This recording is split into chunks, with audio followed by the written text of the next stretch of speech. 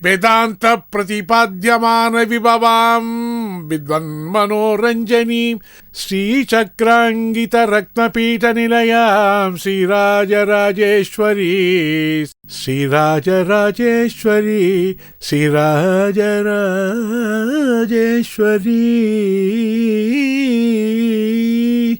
மங்களம் கோசலேந்திராய மகனீய குணாத்மஜே சக்கரவர்த்தி தனுஜாய சார்வபௌமாய மங்களம்.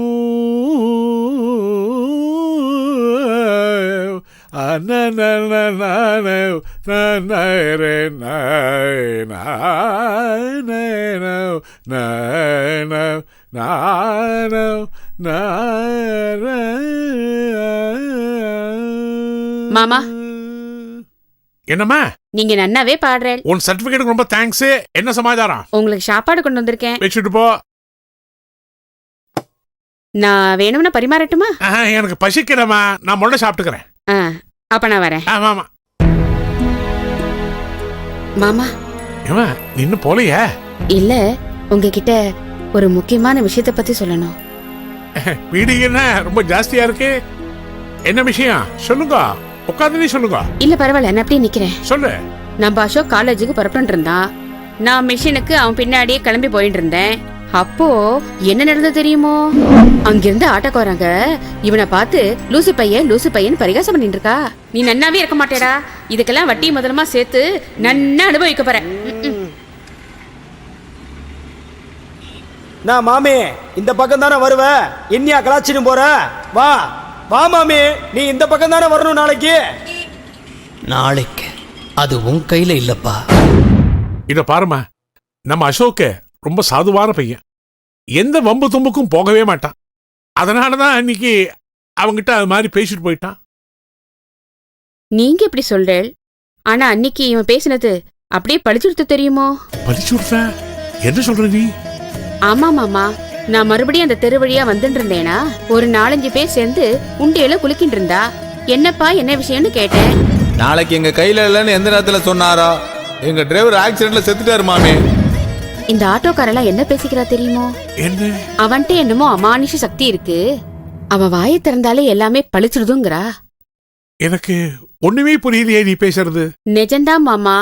எல்லாத்தையும் கேள்விப்பட்டு அக்கம் பக்கத்துல இருக்கவாள்லாம் வந்து நேக்கு ஜோசியம் சொல்லுங்கோ, எதிர்காலத்தை பத்தி சொல்லுங்கோ, ஜாதகம் சொல்லுங்கோன்னு அப்படின்னு ஒவ்வொருத்தருமா கேட்டுட்டு இருக்கா.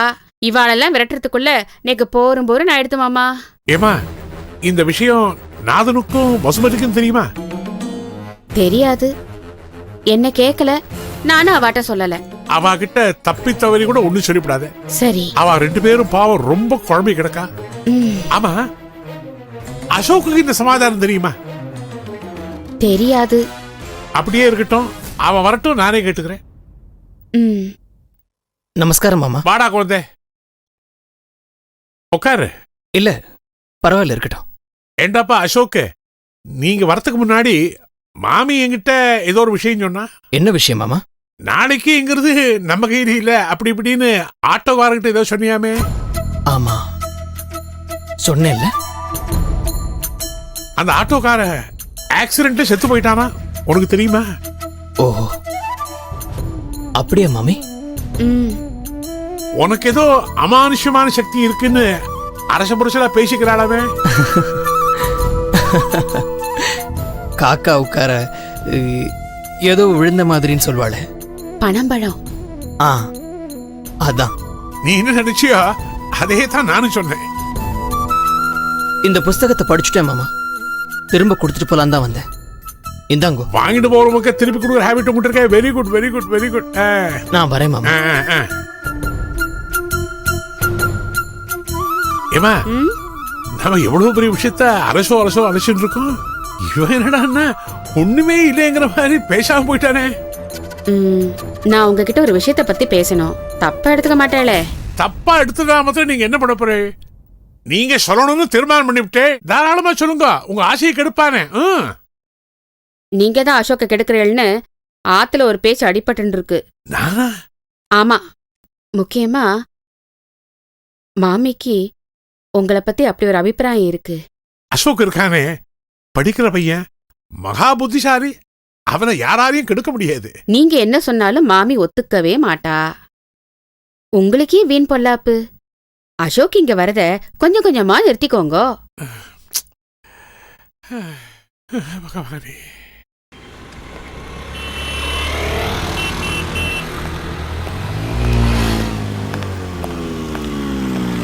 பிரியா, என்ன இந்த நேரத்தில் எங்க? ஒன்றும் இல்லை, கார் ரிப்பேர் ஆகிடுது. அதான் டிரைவரை மெக்கானிக் ஷாப்க்கு எடுத்துன்னு போக சொல்லிட்டு ஆட்டோ ஏதாவது கிடைக்குமான்னு பார்த்துட்டு இருக்கேன். வாங்க, நான் உங்களை ஆத்துல ட்ராப் பண்றேன். இல்லை இல்லை, it's okay, you carry on. இல்ல பரவாயில்ல, வாங்க உட்காருங்க. Okay.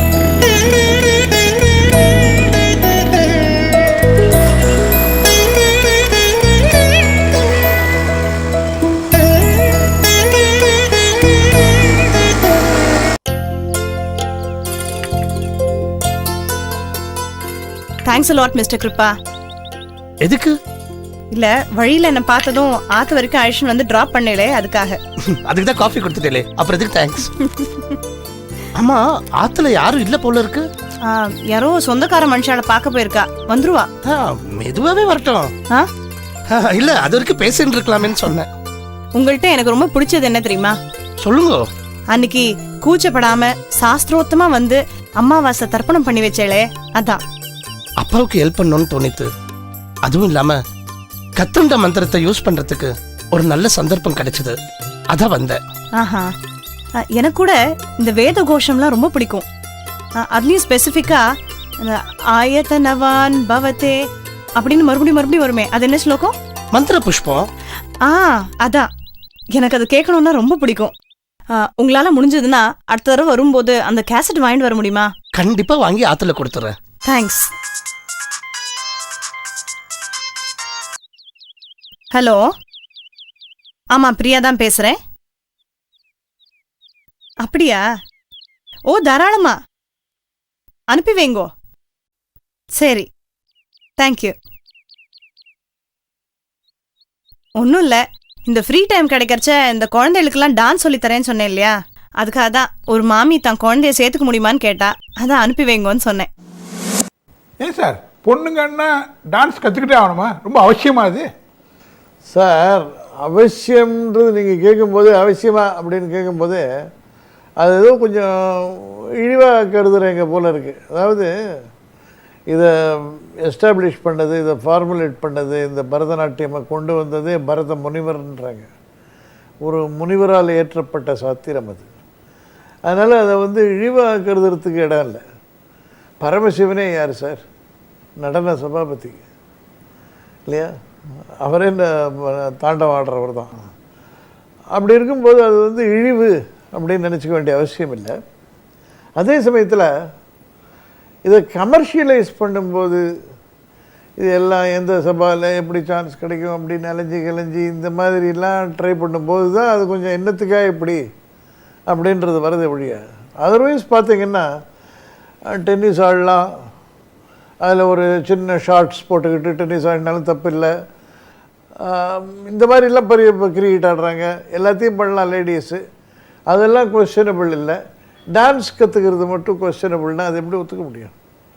Dance is an art form. அதை பற்றி அது ஒரு டிவினிட்டி இருக்குது அதில்.